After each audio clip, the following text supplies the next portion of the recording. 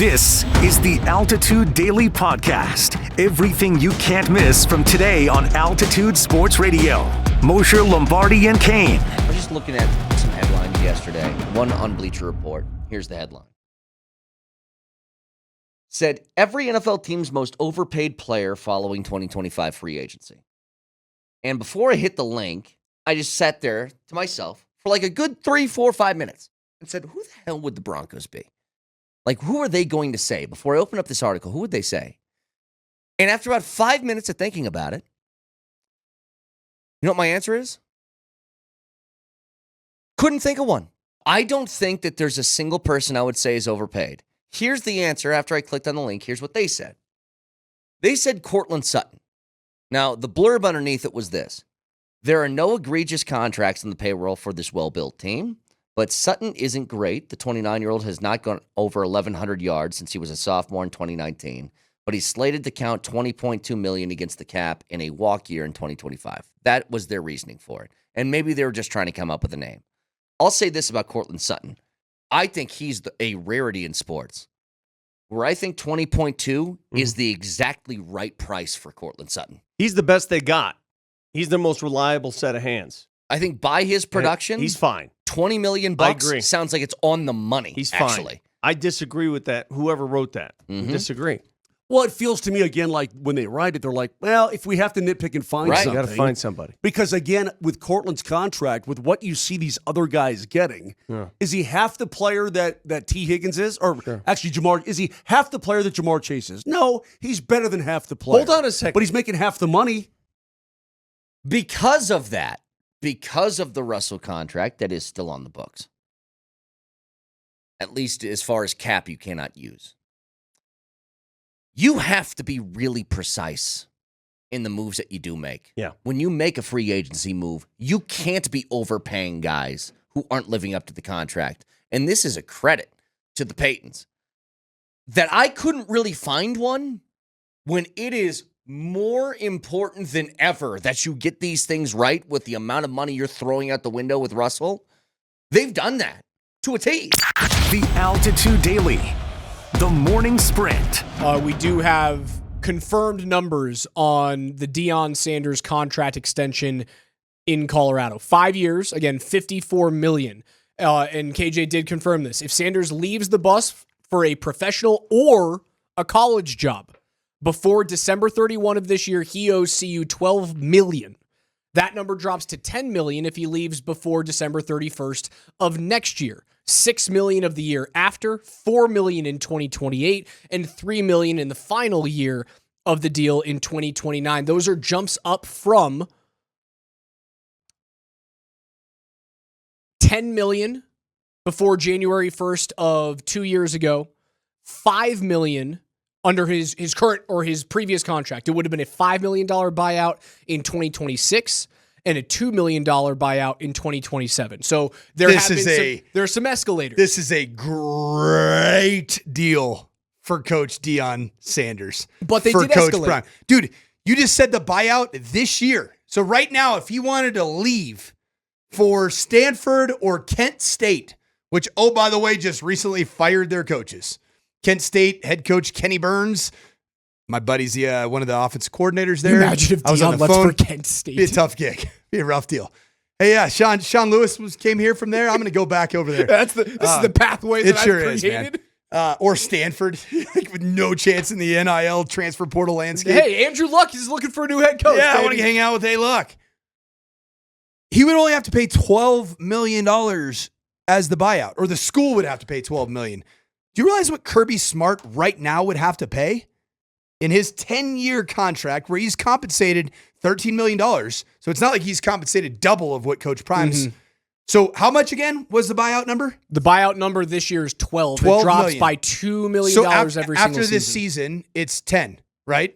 10 and then 6 in 2027, $4 million in 2028, $3 million in 2029. If Kirby Smart wants to go to Alabama after Kalen DeBoer is fired, which is probably going to happen, right? Maybe. Alabama and or Kirby Smart and or some Alabama backwards oil money guy would pay $118.1 million for the ability to hire Kirby Smart. That is more than 10 times which Coach Prime will have to pay after this season. The Altitude Daily. Columbus, Hastings, and DMAC. Deion Sanders Difference down. between finding $10 million and $60 million, though. Yeah, so he signs a 5-year, $54 million contract, which immediately makes him one of the highest paid coaches in America. By the time it's all said and done in 2029, he'll be making $12 million per year, which our guy Mike Sanford just told us will make him the second highest paid coach in college football. As it currently stands. Yeah, which by 2029, there's going to be a whole bunch of SEC dudes going, wait a minute. Yeah. By 2029, he'll probably be like number 25. But let me put it in perspective with what we talked about earlier this week. If, in fact, it's true to get Cooper Flagg, who looked brilliant last night, Cooper Flagg back to Duke, they're willing to pay him $11. Right. That you're going to have an NIL deal for a player more than a D1 top 25 college coach? There you go. That's unbelievable. Hey. Man, oh, man, oh, man. What Duke a find deal. that? No. Well, players have always made more than coaches. It's like in the league, right? So in the NFL, NBA. Is it fair to assume, too, or maybe not, that his assistants will also be some of the higher paid assistants if this is the plan with him? Well, he already did that last time, and his assistants are handsomely paid. So there's no longer an issue with assistants being underpaid. But yes, I would assume that there's going to be plenty of money to go around. How about that? I mean, they fixed a lot of things with the assistants before. Before, they're like the biggest issue with Colorado for assistant coaches was that they had no guaranteed contracts. So they were coaching on year-to-year deals in essence, even if they signed a 3-year deal. There's also been coaches that make the big money and said, "Hey, listen, you owe me 10, pay me 9. I want to take $1 million for my coaches." There's been coaches who've done that. Does Prime deserve it? Well, how's this? CU saw an increase of 20% in applications, 18% increase out of state. Applications from students who identify as African American, 50.5%. From prospective students identified as non-white, included increased 29.3%. In 2024, home football games brought a combined $93.9 million in direct economic impact to Boulder and $146.5 million in total regional economic impact. Is he worth it? He's probably getting underpaid. Well, Spaghetti Joe's, what's that? What's that? Pasta J's. Spaghetti Joe's. Spaghetti Joe's. Hey, he might want to kick in at 90-something million. He does kick in plenty. He might want to get some of his other business people and say, "Hey, boys, let's go."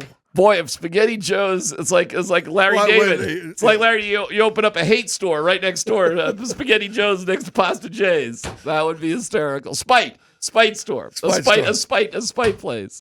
The Altitude Daily. Kretman and Lindahl. Well, Andy, you know who can afford an awful lot of cargo shorts these days? Deion Sanders. Holy cow. Holy jumping. 5-year, $54 million contract, making Deion one of the top 10 highest paid coaches in college football. His value for the upcoming season will put him at number 8, tying him with North Carolina head coach Bill Belichick. He's ahead of Brian Kelly.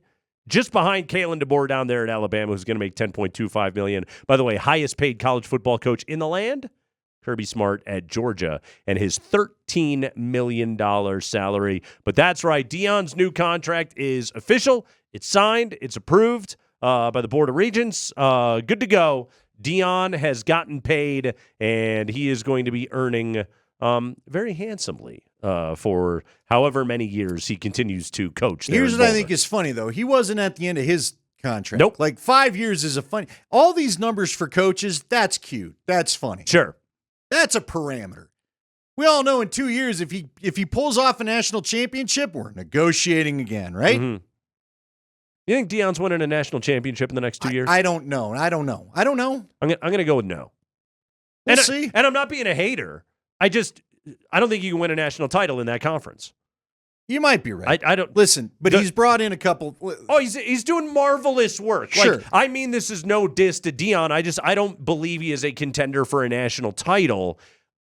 Because I think there's only really 4 or 5 programs that actually are. I'm not going to argue with that. They're going to have to get a hedge fund. What are they doing now where you sell part of your program to some investment firm or whatever? Oh, yeah. Investment capital private bros equity in order. to then, yeah, you need a private equity bro to get you huge money to really go compete with SEC and Big Ten teams. To invest into your program. They don't have plus, a Bill Armstrong that I'm aware of, right? You know, the SEC and the Big Ten are trying to ensure that they're going to have a minimum of 4 slots each in the college football playoff, meaning that anybody in the ACC, the Big 12, or any of the Group of 5 or other conferences are all just going to be on the outside looking in. But I think you can go to the playoff, which that's marvelous for the University of Colorado. Like, where this program is at right now, that we're having this conversation where, you know what, Deion is getting, again, he's getting paid like a top 10 coach in the country. All I could think about is, as I read this and went through this stuff today and what Colorado's been able to achieve, the national television eyes that are on this program, the attendance that this program gets, merchandising and everything else. Do you remember 3 years ago, 4 years ago? It was the most irrelevant Division I college football program in the country. And now we talk about this program like we expect you to contend for Big 12 championships every single year, and that's the expectation now going forward. You've been listening to the Altitude Daily. Catch us live weekdays on 92.5 FM, the Altitude Sports Radio app, twitch.tv/AltitudeSR, youtube.com @Altitude Sports Radio, and your favorite smart speaker. Say Altitude Sports Radio.